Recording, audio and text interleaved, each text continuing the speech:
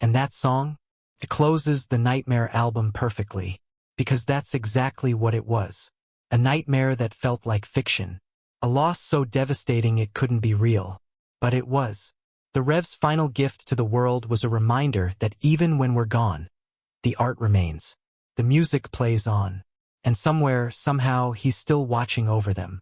Just like he said he would. If you've never listened to fiction, go listen to it now. Really listen. Pay attention to the lyrics. Feel the weight of what you're hearing. Because that's not just a song. That's a 28-year-old genius saying goodbye to the world 3 days before he left it. And that's a story that will never be forgotten. Rest in peace, Jimmy.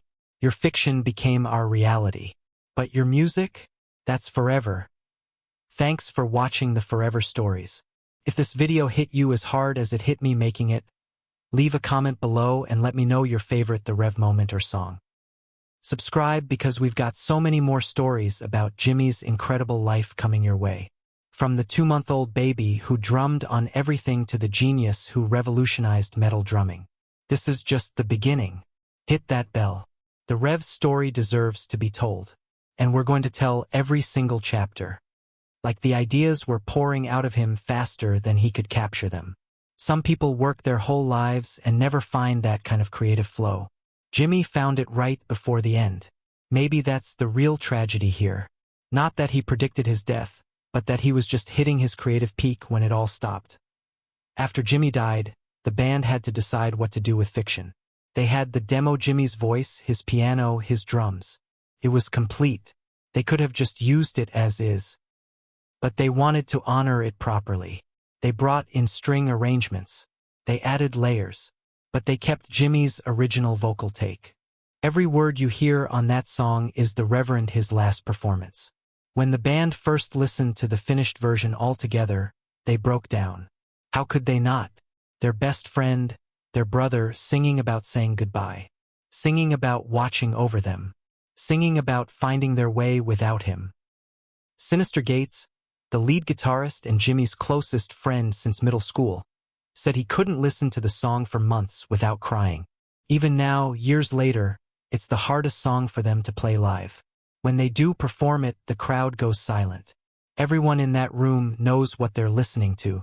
A ghost singing his own eulogy. So did the Rev predict his own death? Maybe not in the supernatural sense. But he knew.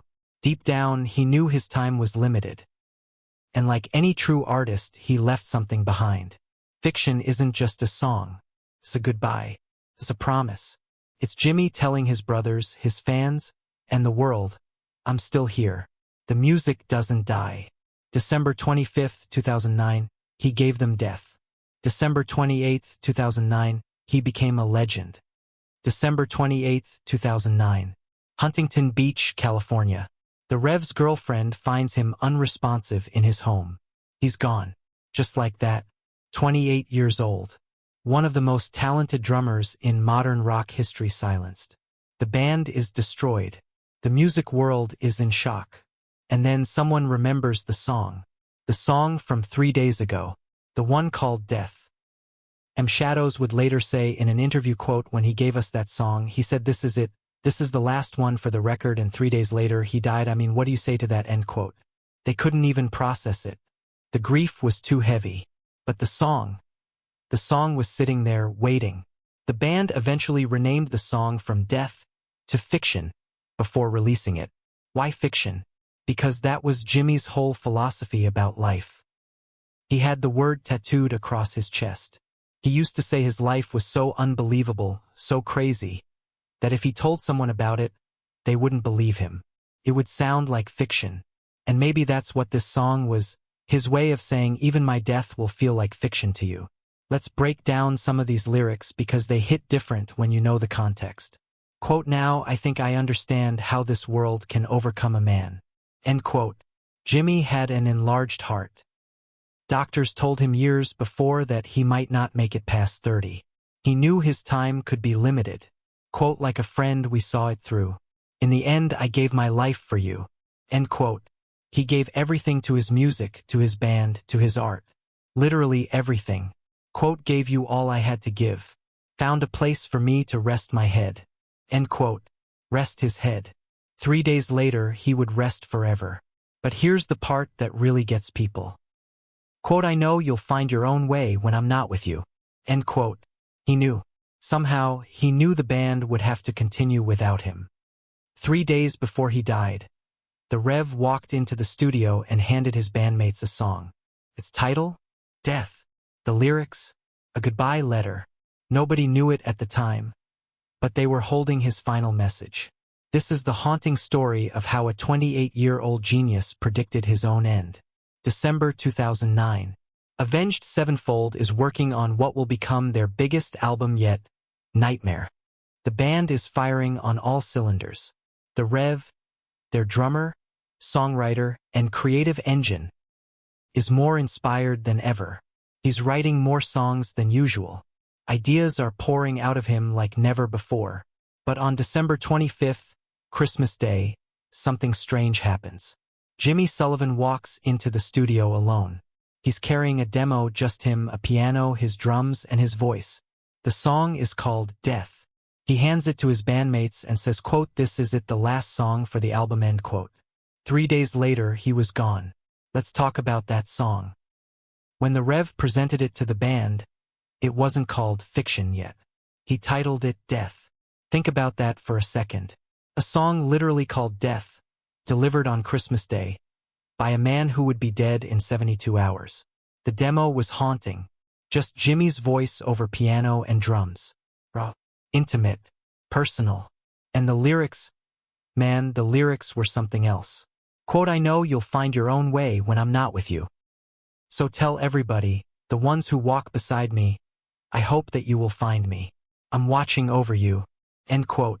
M. Shadows, the lead singer and Jimmy's best friend since 8th grade, didn't think much of it at first. It was just another song. Jimmy was always writing, always creating.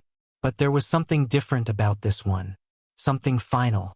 The band listened to the demo and agreed it was perfect. It would be the closing track for Nightmare. They'd polish it up later, add some production, make it shine. But they never got the chance to work on it with Jimmy. And they did. They finished the Nightmare album. Mike Portnoy from Dream Theater, one of Jimmy's drumming heroes, came in to complete the drum tracks, following Jimmy's demos note for note. The album debuted at #1 on the Billboard 200. It was Avenged Sevenfold's biggest success. But Jimmy wasn't there to see it.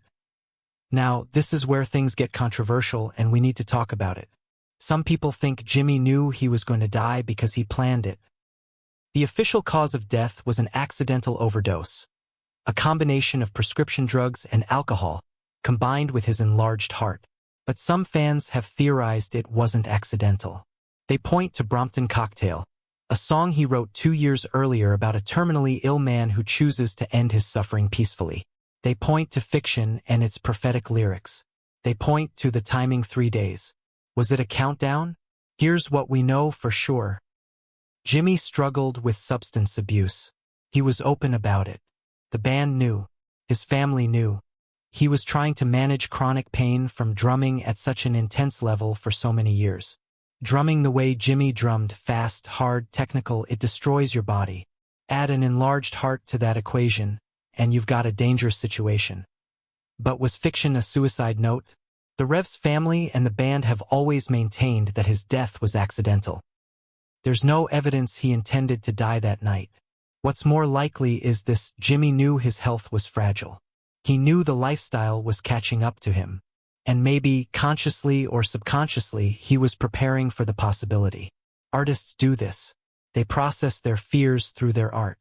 Fiction might not have been a prediction. It might have been a fear that became reality. M. Shadows said something in an interview that really stuck with people. He said Jimmy was writing more than ever in those final months.